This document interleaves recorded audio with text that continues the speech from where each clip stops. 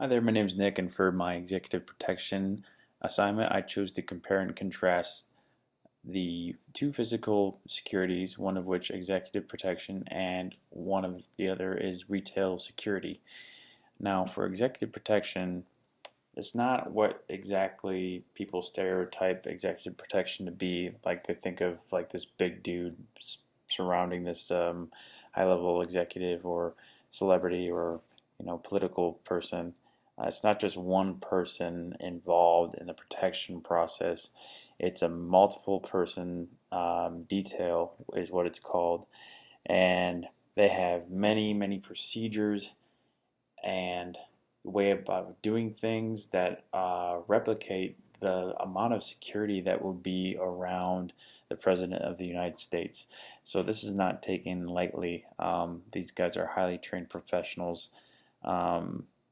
The details that they'll use the detail of the person that they are protecting. They'll make a profile of them, and then from that profile that they generate about the person that they're protecting, they will then create new profiles that detail the possible people that might want to hurt this individual. So from that information, they look at all the possible outcomes and all that stuff. So these people will conduct hours and hours of research before they are even prepared to go on site and protect the individual. So moving on to my retail security, this is a form of physical security that focuses on loss prevention of assets. Now, retail security sector can consist of the following forms. It can be armed or unarmed security guards, armed asset escorts, alarm response teams, mall security, distribution center, loss prevention detail, or anti-piracy security. Now, when we go and we look at the executive protection and we look at the retail security, we must look at the training that's involved, the personnel selections, and the clearances. So for those, we're going to go with the executive protection.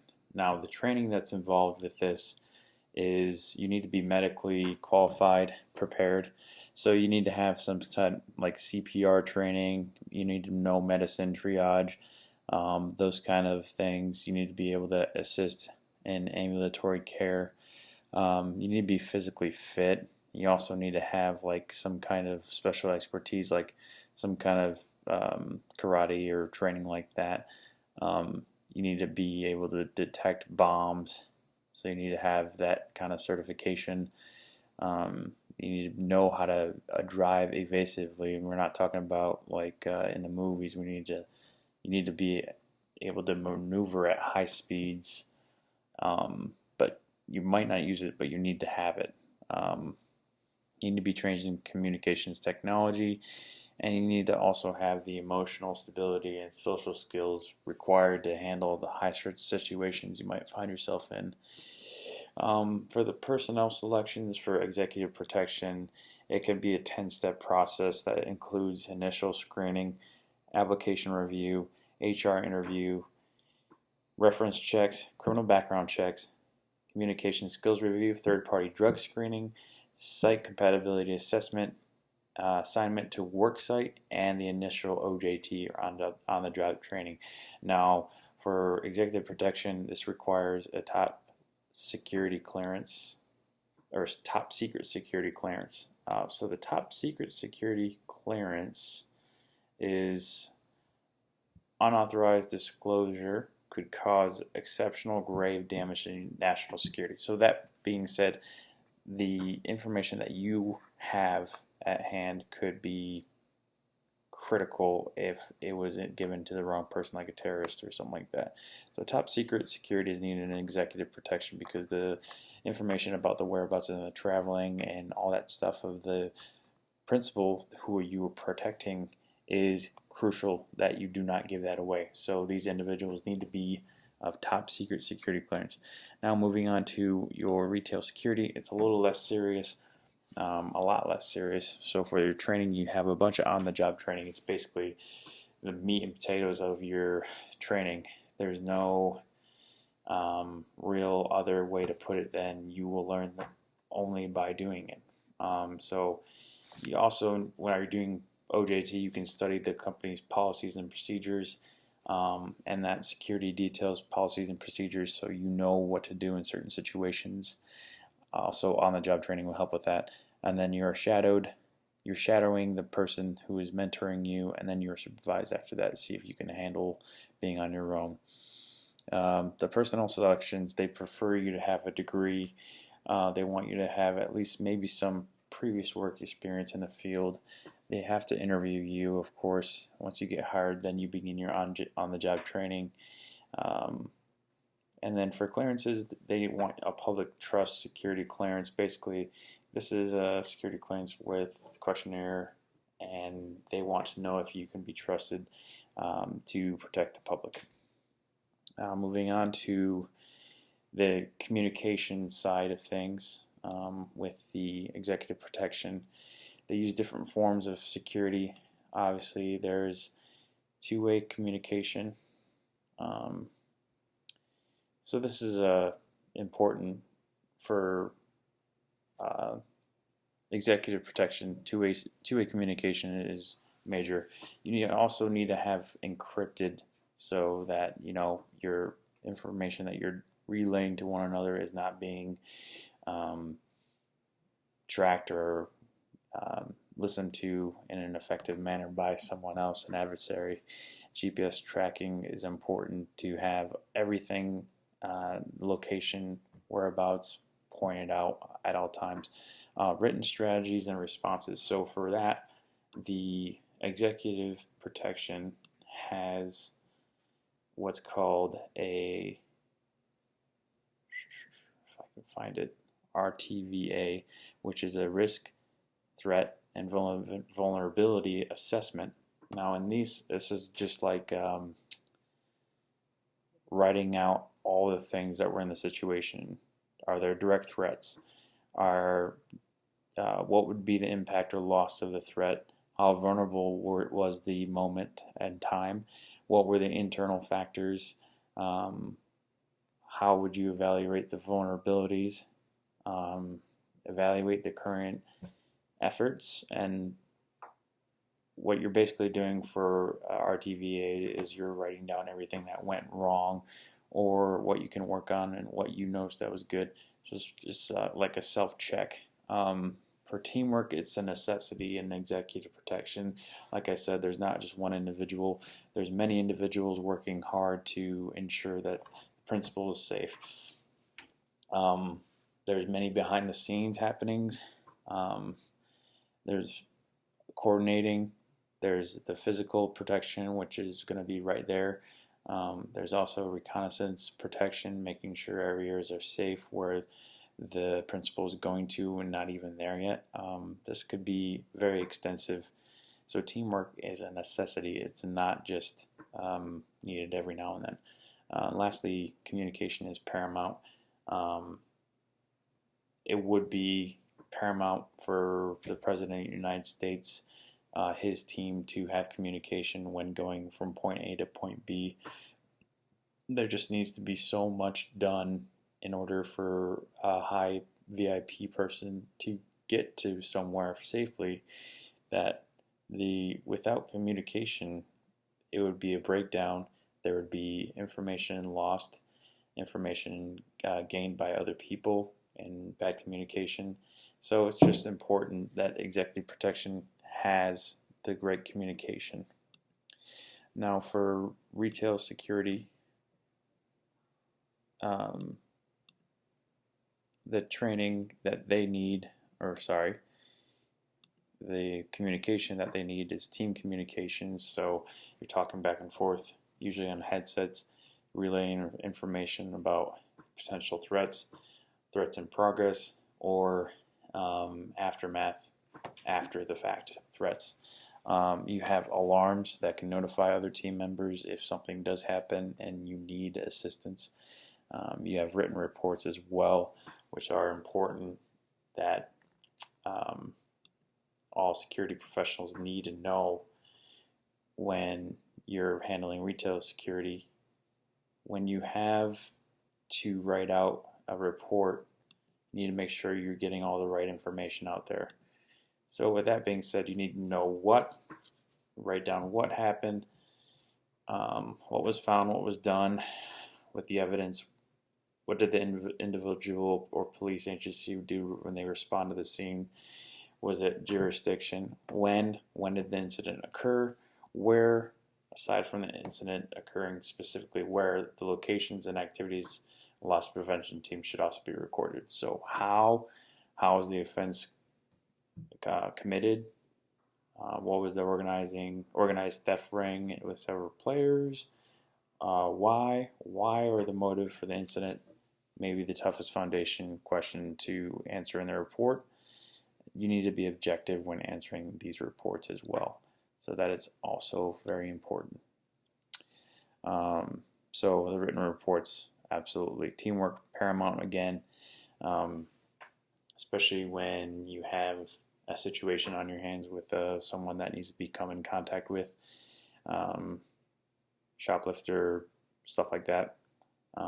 You want to have a teammate with you to handle the situation if it gets too much for you to handle by yourself. Communication is also paramount. Security details in big places like the mall, they need to know where you're located at if you're part of their team. Communication as to simple, like if you're taking a break, okay, who's going to cover this area? Communication could be what happens when we have a threat, when something is happening. The communication breakdown needs to be already implemented of who's going to contact who and how the situation is going to unfold. So again, communication is paramount in both. So there's some ethics in communicating in both these forms of security. You need to protect the confidential client information. This could go for both. You can't take possession of information. You only need to, your obligation is to maintain the confidentiality of it.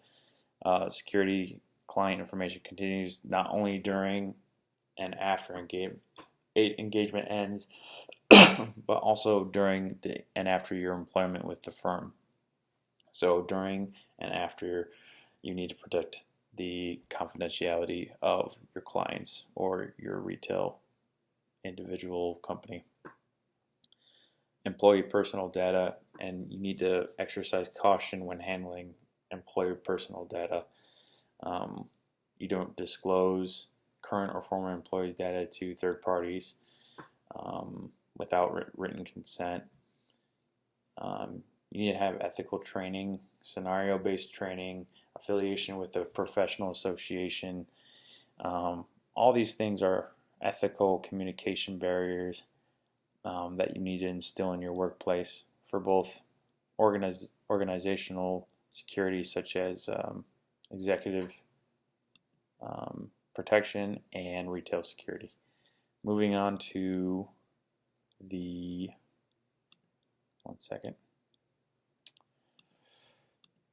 executive program technology use. So they have a lot of technology, and it seems pretty cool for the executive protection. You have like all the earpieces, you have the walkie-talkies, the two-way communicators. They can get very, very complicated, complex. You can have private channels. You need to keep the sensitive information off the radio, though, and use coded communications. That's the problem with the two-way communications. Now, if you don't want to do that, you can always switch to encrypted radio communications. Um, and those will be more harder to crack with people who are trying to infiltrate your communication systems. And those could be more along the lines of earpieces and codes or sounds specific to something going down. You obviously have your tracking and your transmitting devices for your GPS stuff to make sure everyone's in the right spot. Optical finders, explosive detectors, so you can find bombs, and mail scanners for protected measures for incoming mail to your individual that you're protecting. So for your retail technology used for retail security, you're going to use your merchandising security. You're going to make sure everything is locked up, that's a loose item. If it's displayed, you're going to have it on a secure stand. Inventory management, you need to know that everything is marked in and labeled with a barcode or protected with some kind of device that will go off when passed through the door security. You need to have your surveillance systems, your cameras, all that stuff in place, mounted, ready to go. And then team communication devices as well. Earpieces, walkie-talkie, two-way. I'm not sure you're going to need encrypted devices for retail security, but that is a difference in seriousness right there. And executive protection legal issues. You have jurisdictions for your executive protection, especially if you're dealing with an individual who wants you to operate upon their private property. Once you leave their property, you have no longer the right to make any kind of take any kind of action against an individual suspect who is threatening that individual that you're regarding. So that at that point in time, the local law enforcement needs to get involved. There's also licensing requirements. Everything needs to be done in a way that you are getting hired into a executive protection agency that has met all the requirements with the individuals that they hired, as far as age requirements, security clearance requirements, as well as history requirements. So all these things need to be weighed and concerned, and they can become legal issues for executive protection. And retail security legal issues is the Fourth Amendment, which obviously is the search and seizure clause. With that being said, customers, they have to have probable cause in order to be searched. So let's say you assume that they shoplifted. You don't have a video camera evidence. You don't have any team surveillance of it. You only have a hunch that it's probably there. It's not going to be a good idea to search that individual because you'll be violating their constitutional right. So with that being said, we'll move on to the last part with it, which is executive protection and retail security ethical issues. And I think you could blanket statement this one when you say security problems with which an organization may have to deal with include responsible decision making. So let's break that down. Responsible decision making in both could be a probable use of force, not excessive use of force. I think that's important to know for both. You are not supposed to use more force than you need to in order to get a situation in control. So that goes with decision making. Decision making can also be considered ethical issue when you're dealing with communication decision making. Are you going to possibly make a wrong decision to put this in the wrong hands of an individual that's going to use it for their benefit and endanger your principal who you're protecting? Next is confidentiality. I think that's what we just talked about, privacy and piracy. So you want to respect the privacy of your principal, and also retail, you want to respect the privacy of your customers. with the Fourth Amendment.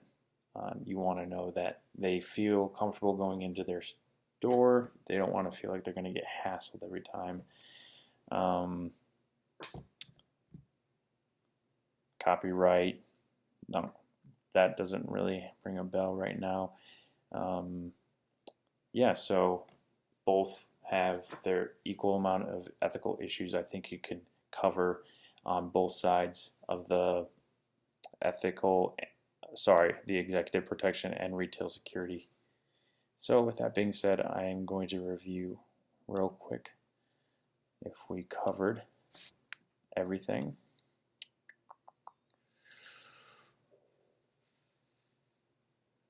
Okay, oral communication and body language. Oral communication and body language are important across the board for your executive protection and your retail security. In executive protection, body language, I would say you don't want to stick out. You don't want to be looking like you're making everyone uncomfortable by scanning a situation out. You want to be fly on the wall. You want to blend in. And that can go with retail security as well. You just want to blend in. Your body language should be that of such, especially when you're communicating, you want to be doing it in a calm manner. So body language is a big thing. Being calm, cool, and collected, making the right decision, and not having anxiety or anger or fear in a situation where you need to have your best judgment is important.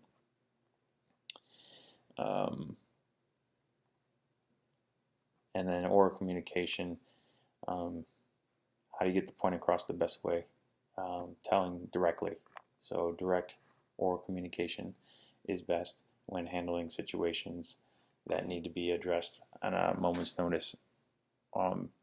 Executive protection and retail security, there's going to be times when you're going to have to throw away procedure and just do something right away.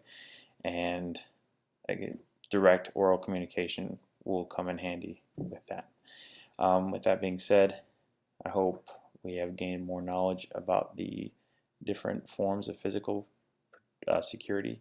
With that being said, it's executive protection and retail security today. Thank you for your time and have a nice day.